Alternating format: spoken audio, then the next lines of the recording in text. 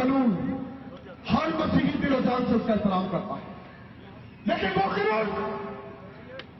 कानून जो सिर्फ और सिर्फ मसीहियों पर नंगी तलवार हो, मैं कहता हूं मुझे कबूल नहीं, मसीहियों को कबूल नहीं। आज जाति रंजिश होती है, जाति लड़ाइयां होती है, लेन देन के मामला होते हैं।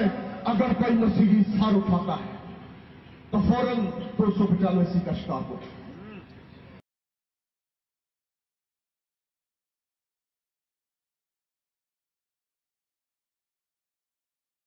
दूसरे रिसालत सल्लल्लाहु अलैहि वसल्लम हमारे लिए सबसे बढ़कर है। आप जानते हैं कि एक गुस्ताख हुआ है जिसका नाम है जारज नाज।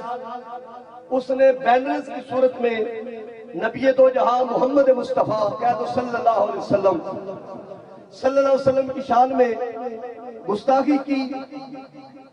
बड़ी तवील मीटिंग के बाद दार अली खटक साहब की मौजूदगी के अंदर FIR हुई। FIR हुए 1 साल से जायद का अरसा गुजर गया है।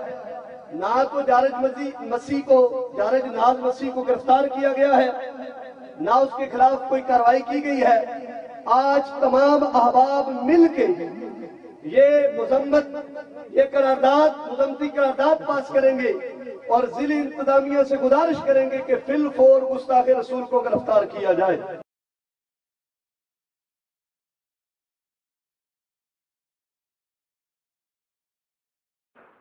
इस वक्त आपके जेलम में जो केस चल रहा है, एक मलऊन ने बैनर्स के जरिए से इसे काला कानून करार दिया और वो लिख के तशहीर की।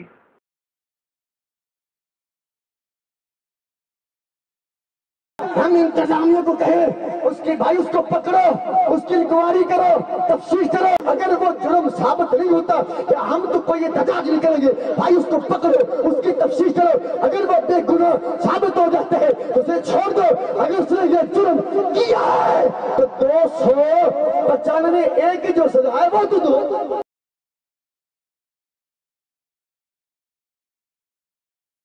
जो गुस्ताखे रसूल का साथ दे रहे हैं वो भी आपके अपने ही हैं। और जैसे आपने पहले बताया कि वो सियासी लोग हैं, लीडरान हैं, आप उनसे कदा ताल्लुक करें। हमारा मतलब तो ये कहते हैं कि ऐसे लोगों से आप कदा ताल्लुक करें, उनके खिलाफ भी आवाज़ उठाएं कि उनसे भी आपका कोई ताल्लुक नहीं है। फिर उनके मोहल्लों में आप इश्तिहार तकसीम करें कि ये भी उसके साथी हैं, इनसे भी आप अपना उठना बैठना बंद करें, उनसे मिलना जुलना। ये बड़ा नाजुक मसला है कि गुस्ताखी रसूल का, इस हवाले से बिल्कुल सियासत नहीं करनी चाहिए, इस पे अपने ईमानी तकाज़ों को पूरा करना चाहिए। बाप व बेटे खुदा पाकों के नाम से आमीन। मेरा नाम जार्ज नास है और ज़िला जेलम पंजाब पाकिस्तान से मेरा तल्लुक़ है।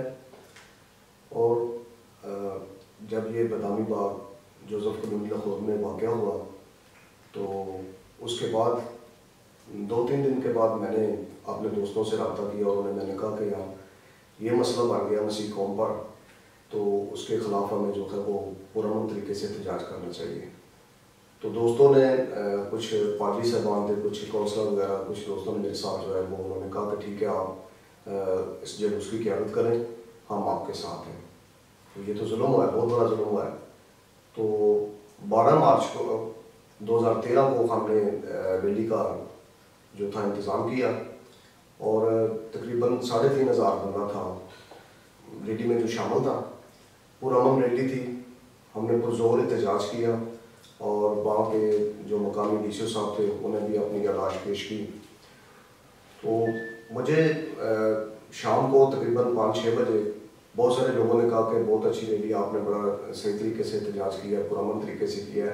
लेकिन रात को मुझे कालें आनी शुरू हो गई। उन्होंने कहा आपके खिलाफ तो पर्चा हो गया, 9 जमातें जो हैं, दीनी जमातें जो हैं, मौलवियों ने आपके खिलाफ जो है वो 295 का मुकदमा तैयार कर लिया है, तो आपने तो इन्हें रिसालत की है। मैंने कहा हमने तो कोई ऐसा काम नहीं किया, ना किसी किताब के मुताबिक, ना किसी नबी के मुताबिक, कोई ऐसी बात हुई नहीं है। हम तो बड़े पुरअमन तरीके से, बड़े अच्छे तरीके से अपना एहतजाज रिकॉर्ड करा रहे थे।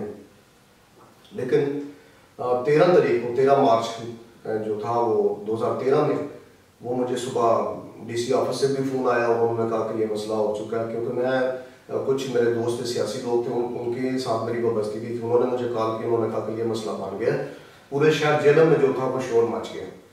तो मैं फिर वहाँ से, मैं और मेरा पूरा ख़ानदान, बच्चे बीवी सब वहाँ से हम निकल पड़े। तो वहाँ से लाहौर से क्लास NGO के जो वहाँ पे उनके इंचार्ज हैं जोसेफ फ्रांसिस, उन्हें पता चला, वो फिर फोन आए। पहली तो बात उन्होंने की कि वो कहने लगे कि आप ऐसा करें कि आप गिरफ्तारी दे दें, हम बाद में आपको रिलीज करा देंगे। तो मेरे कुछ दोस्तों ने और मैंने खुद से ये सोचा कि आज तक जितने भी वहाँ पे केस हुए हैं, जो बंदा गिरफ्तार हुआ या उसे जेल में मार दिया गया है या फिर वो अंदर ही गल सड़ गया है। तो मैंने कहा ऐसा नहीं हो सकता। फिर मुझे वहाँ से दोस्तों ने कहा कि आप यहाँ से निकल गए। मैं वहाँ से निकल गया और ये फ्रांसिस जोसेफ वहाँ से मुझे ले आया। इन्होंने सारे FIR की कॉपी वगैरह ये सब कुछ वहाँ से ले लिया।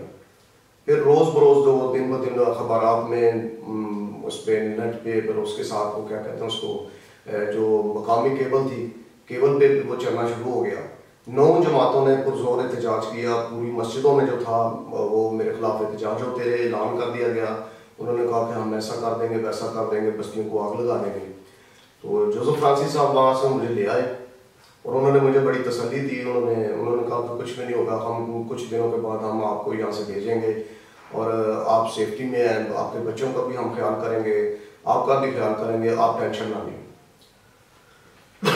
मैंने उनकी बात का यकीन कर लिया, क्योंकि मुझे तो इस बात का इल्म नहीं था कि उनके अंदर क्या चीज़ है। जब उन्होंने सारे डॉक्यूमेंट इकट्ठे कर लिए और एक दिन ऐसा उन्होंने किया कि आप अपने बच्चों को भी बुला लें, क्योंकि मैं तो वहाँ पे नहीं था, मैं किसी और जगह पे था। मैंने बच्चों को भी कॉल की, वो बच्चे भी वहाँ पे आ गए। कुछ और भी लोग थे वहाँ पे, वो वीडियो बनाई, उन्होंने खाना शाना आगे लगा दिया। खाना लगाने के बाद वीडियो सेशन हुआ, सेशन के बाद उन्होंने फोटो सेशन किया, रिपोर्ट तैयार की और मेरा जो है वो कहने लगे कि इंटरव्यू रिकॉर्ड करना। मैंने कहा कर लें आप। उन्होंने कहा कुछ दिनों की बात है कि हम आपको बिल्कुल सेफ जगह पे पहुँचा देंगे। मैं वहाँ से तकरीबन 1 हफ्ते के बाद उन्होंने मुझे वहाँ से कहा कि मैं तो जा रहा हूँ, इस्लामाबाद जा रहा हूँ, तो कुछ दिन लग देंगे, आपके कोई अजीज़ हैं तो आप वहाँ पे चले जाएँ, तो मैं फौरी आपसे रब्ता करूँगा। मैंने कहा ठीक है, मैंने उनकी बात को मान लिया। फिर 2, 3, 4 दफ़ा मैंने फ़ोन किया है, कभी सेक्रेटरी ने उठा लिया, कभी खुद उठाया, या मैं बिजी हूँ, थोड़ी देर बाद मैं कॉल करता हूँ। इसी तरह करते करते वो रोज़ मुझे कोई ना कोई नई डेट दे देते, टाल मटोल करते रहे। टाल मटोल से उन्होंने काम लिया।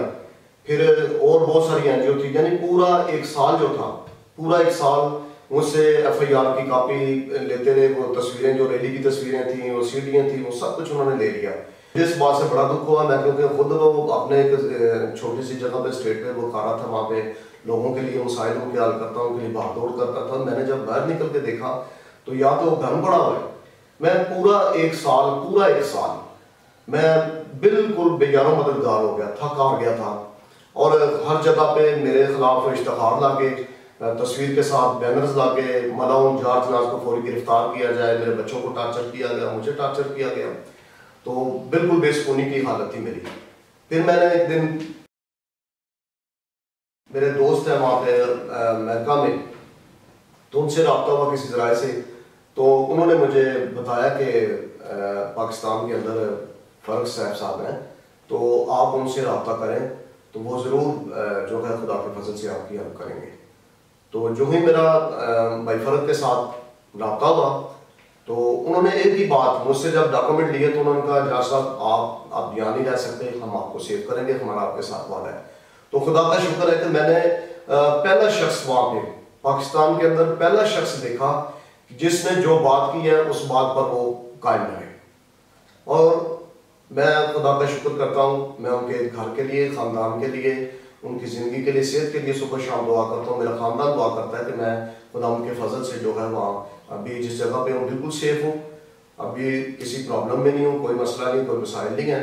वो मेरे और भी बहुत सारे दोस्त हैं, यानी जो इसी मसाइल का शिकार हुए हैं, तो वो उनकी हेल्प कर रहे हैं। तो मैं भाई फर्क साहब का, उनकी तंजीम का मशकूर हूँ कि जिन्होंने पाकिस्तान के अंदर से मुझे पाकिस्तान से निकाल कर किसी दूसरे मुल्क में महफूज जगह पर पहुँचा दिया है। तो मैं उनके लिए दुआगो हूँ, उनकी NGO के लिए, उन तमाम लोगों के लिए, पूरी टीम के लिए, कि खुदा उन्होंने अपनी बरकत से मालूमात करें।